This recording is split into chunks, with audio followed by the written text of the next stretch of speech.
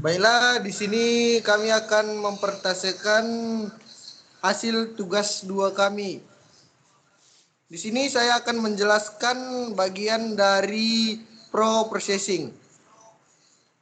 Pertama, siapkan dataset.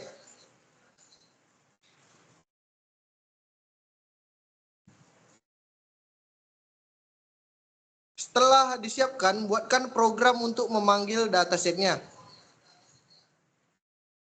Lalu, buat folder baru untuk melakukan penyimpanannya. Lalu menginisiasikan gambar dengan face cascade. Lalu buat identifikasi pria dan wanita. Setelah itu, lakukan cropping dan resize. Lalu, lakukan perulangan sebanyak gambar tersedia.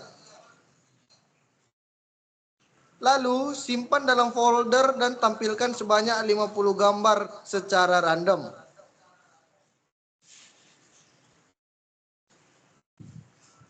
Oke, untuk tahapan penggunaan CNN-nya akan dilanjutkan oleh teman saya, Martin. Oke, saya akan melanjutkan presentasi tugas kami selanjutnya. Untuk tahapan kedua, kami menggunakan tahapan penggunaan CNN. Untuk tahapan pertama, kami menggunakan konvolusi. Pertama, siapkan dataset yang sesudah pre-processing. Setelah disiapkan, buatkan program untuk memanggil datasetnya. Lalu, buat folder baru untuk melakukan penyimpanannya. Lalu, lakukan konvolusi. Setelah itu, simpan ke dalam folder.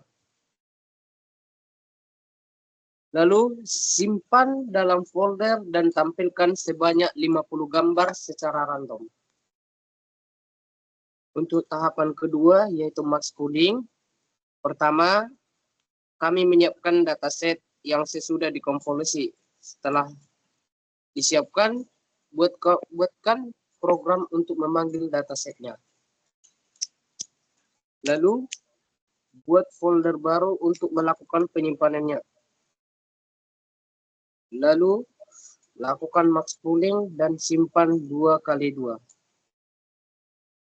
Lalu, simpan dalam folder dan tampilkan sebanyak 50 kali secara random.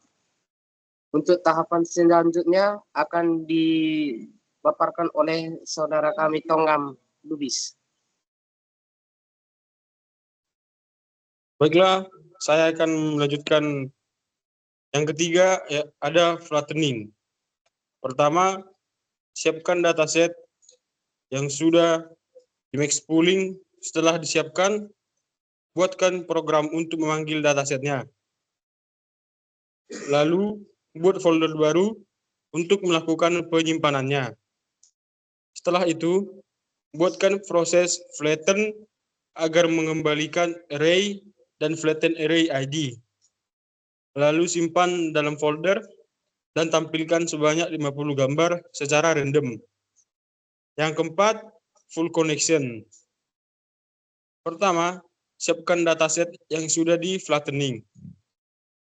Setelah disiapkan, buatkan program untuk memanggil datasetnya. Lalu buat folder baru untuk melakukan penyimpanannya. Lalu lakukan normalisasi pixel antara 0 sampai 1. Lalu tentukan arsitektur modelnya, yaitu yang pertama lapisan flatten, mengubah input gambar 2D menjadi vektor 1D. Yang kedua lapisan dense, lapisan fully connected dengan 128 neuron dan fungsi aktivasi ReLU. Setelah itu, lakukan komplikasi model. Setelah dikomplikasi, lakukan pelatihan model sebanyak 10 kali epoch, percobaan tes, lalu tampilkan. Selanjutnya akan dijelaskan oleh teman saya.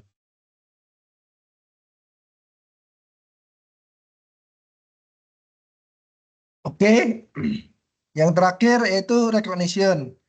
Dalam recognition yang pertama yaitu mengklasifikasi gambar. Yang pertama yaitu siapkan dataset yang sudah dilabel. Lalu normalisasikan dan melakukan resize. Setelah itu konversikan labelnya jadi kategori. Lalu bagi data jadi dua seperti data latih dan data validasi. Setelah itu buat model CNN-nya jadi beberapa lapisan konvolusi lalu komplikasikan. Setelah itu buat prediksi pada data validasi lalu buat folder baru untuk melakukan penyimpanannya.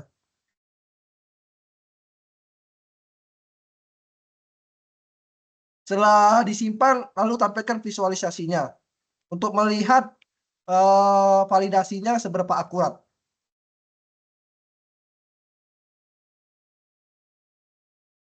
Ini adalah tampilan epoch sebanyak 50 kali. Dan ini hasil dari akurasi validasinya, 43,75%. Dan ini bentuk grafiknya.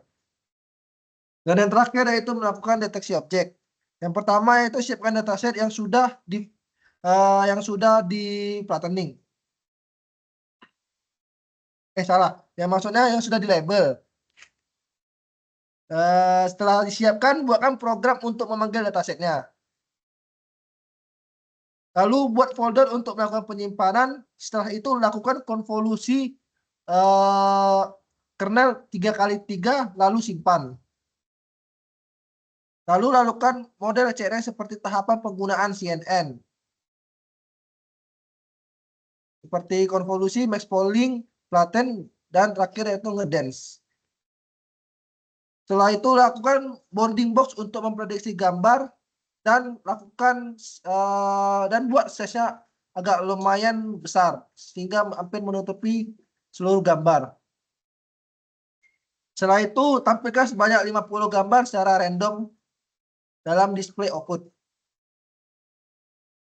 Dan ini adalah tampilan dari hasil deteksi objeknya yang diambil dari beberapa dataset folder yang sudah dilabelkan.